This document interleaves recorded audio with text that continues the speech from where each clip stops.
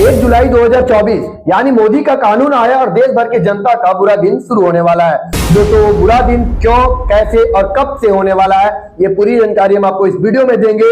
और मोदी का नया कानून क्या है, धाराएं कौन सी बदली गई है, अगर वो 3 धाराएं बदली गई है तो क्यों बदली गई है, ये पूरी जानकारी पूरे तथ्यों के साथ और पूरे रिसर्च के साथ हम आपको बताएंगे। दोस्तों आप हमारे साथ बने रहिए, मैं आपका दोस्त गुलशन। दोस्तों आज के इस वीडियो में हम बात करेंगे कि मोदी ने नया कानून क्या लाया है। तो मोदी ने नया कानून बदल दिया है। मोदी ने जगह जगह स्थानों का नाम बदल दिया, बुलडोजर बाबा ने कई घरों को धसा दिया, सब कुछ तमाम खबरें चल रही थी भारत में। लेकिन इसी बीच आता है 3 कानून बदला गया। दोस्तों हम बात करेंगे 3 कानून का आगे इस वीडियो में, लेकिन उससे पहले हम बात करते हैं कि भारत ने वर्ल्ड कप तो जीत लिया। मोदी जी ने फोन पर भी बातें कर ली कि भारत ने वर्ल्ड कप तो जीत लिया है, लेकिन हम मोदी जी से एक सवाल करना चाहते हैं कि आप खिलाड़ियों से तो बातचीत कर लिए, लेकिन आप उन 24 लाख बच्चों से कब बात करेंगे जिनका नीट बर्बाद हुआ। आप यूजीसी नीट का परीक्षा जो रद्द हुआ, आप उन बच्चों से कब बात करेंगे। महंगाई पर आप कब फोन से बात करेंगे। अगर फोन नंबर नहीं है तो बोलिए, हम आपके ट्विटर पोस्ट में जाकर देंगे। दोस्तों पेपर लीक हो रहा है। राहुल गांधी ने अगर संसद में नीट पेपर पर सवाल भी उठाया तो उनका माइक बंद कर दिया गया। खड़गे ने सवाल भी उठाया तो उनका माइक बंद कर दिया गया है। दोस्तों वो दिन कब आएगा जब इस देश का युवा बेरोजगारी से मुक्त पाएगा।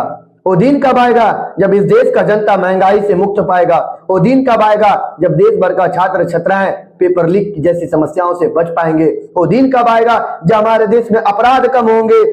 वो दिन कब आएगा जब हमारे देश में रेप कम किया जाएगा। वो दिन कब आएगा, ये मोदी जी से सवाल है दोस्तों। लेकिन ये सब बातों पे मोदी जी कभी बात ही नहीं करते हैं। मन की भी बात करते हैं तो इन सब मुद्दों पे नहीं बात करते हैं। क्यों? मोदी जी को इन सबों से डर है। मोदी जी का नारा सिर्फ यही था, मोदी जी का 400 पार होना चाहिए। 240 आया तब इतना कुछ कर रहे हैं, 400 आता तो जरूर संविधान बदल कर रख देते हैं। दोस्तों अब ये धाराएं कौन कौन सी बदली गई है, ये थोड़ी सी हम बात कर लेते हैं, उसके बाद दूसरी पॉइंट पर भी हम आएंगे। दोस्तों सबसे पहले हम बात करते हैं मर्डर जो होता था तो धारा 302 लगती थी। जब किसी का कत्ल कर दिया जाता था तो जब वहां पे केस किया जाता था तो धारा 302 लगाई जाती थी। लेकिन अब ये 302 ना रहा, अब ये 302 बदलकर 101 हो गया है। अब 101 लगेगी। दोस्तों धोखाधड़ी एक फेमस वर्ड है। आपस में बातचीत भी लोग अगर करते हैं तो आपस में बोलते हैं कि हमारे साथ 420 खेल गया। कई लोग बोलते हैं कि 420 खेल गया, हमारे साथ धोखाधड़ी हुआ है। लेकिन अब ये धोखाधड़ी 420 ना रहकर 318 हो गया है, मतलब धारा 318 अब लगेगी। दोस्तों एक और जो है धारा बदली गई है रेप की जो धारा लगती थी 375, अब ये 375 ना रहकर 63 हो गई है। दोस्तों हम मोदी जी से एक सवाल और करना चाहते हैं कि आपने इन कानून को बदल दिया, अभी जो भारत में दौर चल रहा है इन कानूनों को बदलने की दौर नहीं चल रही है। आप गरीबी से मुक्त कीजिए इस देश की जनता को। अगर गरीबी से देश की जनता को मुक्त नहीं कर पा रहे तो आप एक और काम कीजिए, इस गरीब को ही हटा दीजिए, सब अमीर बचेगा तो आपको गरीबी पर कोई चर्चा नहीं करेगा। दोस्तों एक और सवाल है, आप बेरोजगारी पे बात कीजिए, महंगाई पे बात कीजिए, नीट पेपर लीक पर बात कीजिए, जैसी समस्याओं पे बात कीजिए। आप कानून बदल रहे हैं, लेकिन ये जो भारत में बीत रहा है, आप हमारे देश के जनता का जो बच्चा है अपना हक मांगने के लिए सड़क पर उतरा है, लेकिन आप एजुकेशन मिनिस्टर के बेटे को देखें आप कभी किस तरीके से कार पे घूमता है।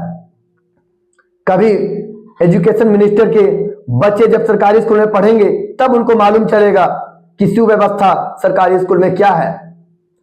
क्यों इस देश का गरीब जनता सरकारी स्कूल में पढ़ाने के लिए मजबूर होता है। लेकिन इस सब बातों पे कभी मोदी जी गौर नहीं करते हैं, कभी नहीं बात करते हैं, कभी इन सवालों पे बात नहीं किया, कभी भी रैली इतना किए, कभी भी बात नहीं किया। सिर्फ घमंड है इस बात का कि हमने 3.0 मोदी आ गए हैं। तो ये सब आने से नहीं होगा दोस्तों, तमाम मुद्दा बदला जाएगा, तमाम चीजें बदली जाएगी, तब इस देश की जनता का साथ सबका विकास होगा। ऐसे नहीं दोस्तों। एक और मुद्दा जो हम लेकर आए आपके साथ, शादीशुदा महिला के साथ जो फुसलाना बहलाना था, ये अपराध खत्म हो चुका है। अब ये अपराध नहीं रहा। दोस्तों हम आते हैं दूसरी बात पे। दूसरी बात, मोदी की गारंटी, चले तो चांद तक, ना चले तो चाइना का माल। अब चाइना का माल ये कैसे, हम आपको बताते हैं कि चलता है तो बहुत देर तक, ना चलता है तो चाइना का माल जैसा ढह जाता है। अब मोदी जी ने 3 एयरपोर्ट का लोकार्पण किया और तीनों एयरपोर्ट ढह गए। दोस्तों खास बात यह है कि जो राजकोट में जो एयरपोर्ट हादसा हुआ उसमें किसी का नुकसान नहीं हुआ। दिल्ली जैसा एयरपोर्ट अगर हादसा होता तो वहां कई लोग घायल हुए, एक की मौत भी हो गई। और उसके बाद जबलपुर मध्य प्रदेश में भी, वहां पे भी एयरपोर्ट हादसा हुआ। और जानते हैं दोस्तों खास बात क्या है?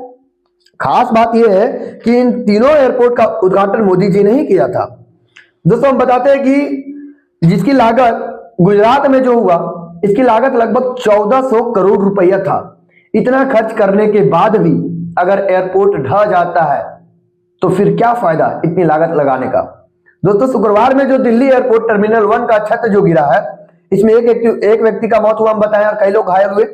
दोस्तों मध्य प्रदेश का जो जबलपुर एयरपोर्ट हादसा हुआ, यह लगभग 450 करोड़ का लगभग ये था लागत। आपको राम सेतु सड़क का कहानी आपको पता ही है। पटना में लगातार पुल गिर रहे हैं, ये आपको नीतीश बाबू का, अभी नीतीश बाबू चुप हैं, पटना में तो लगातार पुल एक के बाद एक गिरते जा रहे हैं। वो कहां गए जो माइक लेकर हर तरफ दौड़ते थे कि हम इंजीनियर को रेलते हैं? अभी कहां?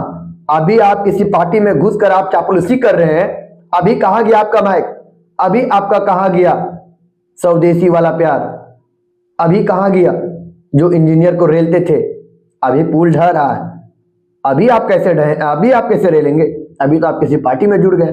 पार्टी में कभी जुड़ने से पहले मनीष बाबू, आप जिस तरह से बातें करते थे, आपका बहुत अच्छा विचार था, लेकिन जब से आप पार्टी में गए तब से आपका जो प्रेम था वो देश का जनता के लिए नहीं रहा, अब गिर गया। बस आप पार्टी में जब तक रहेंगे आपको पार्टी का ही प्यार मिलेगा। जितना चापलूसी करना है कीजिए। दोस्तों इन तमाम मुद्दों पे आपका क्या विचार है? आप अपना विचार कमेंट सेक्शन में बता सकते हैं। अगर वीडियो अच्छी लगी हो तो वीडियो को लाइक करें, और अगर रिपोर्ट पसंद आई हो तो शेयर करें। दोस्तों इन्हीं सब तमाम मुद्दों के साथ हम अपनी बातों को खत्म करते हैं। फिर मिलेंगे एक अगली वीडियो में। जय हिंद।